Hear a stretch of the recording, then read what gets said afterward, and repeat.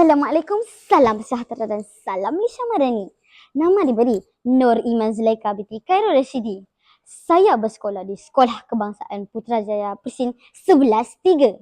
Pada hari ini, saya akan menceritakan sebuah buku yang berjudul Best Student Restart.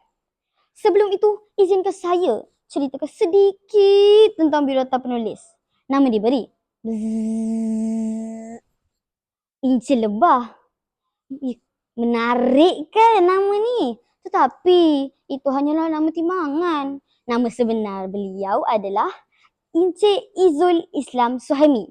Beliau merupakan graduan lepasan ijazah sarjana muda. Seterusnya, Miss sini. Saya ingin cerita 2 rahsia terbesar hari ni. Rahsia pertama ialah ghost. Susah pula nak berbisik-bisik macam ni. Kita cakap macam biasa je lah. Rahsia pertama ialah ghost. G-O-A-L-S. Ghost. Sebagai contoh, jika kamu telah meletakkan sasaran, maka berjuanglah tanpa 1000 alasan. Mungkin kamu akan kecundang dan mungkin juga kamu diberi peluang. Ingat, yang mahal itu bukan pada apa ilmu yang dikongsi, tapi pada apa yang kamu praktikkan. Itulah nilai mahal yang sebenar.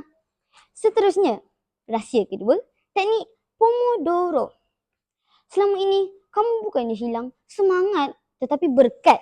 Maka, belajarlah untuk menjemput berkat dengan ilmu. Ilmu akan mengangkat darjatmu. Seterusnya, daripada buku ini, saya belajar 2 nilai murni. Nilai murni yang pertama ialah kesungguhan. Kita perlulah bersungguh-sungguh dalam belajar supaya kita mendapat lebih ilmu dan berkat. Nilai murni yang kedua ialah kebijaksanaan. Kita perlulah bijak dalam menguruskan masa supaya hidup kita lebih teratur. Kita punya slogan hari ini, usaha pasti jaya. Sekian sahaja daripada saya. Assalamualaikum warahmatullahi wabarakatuh.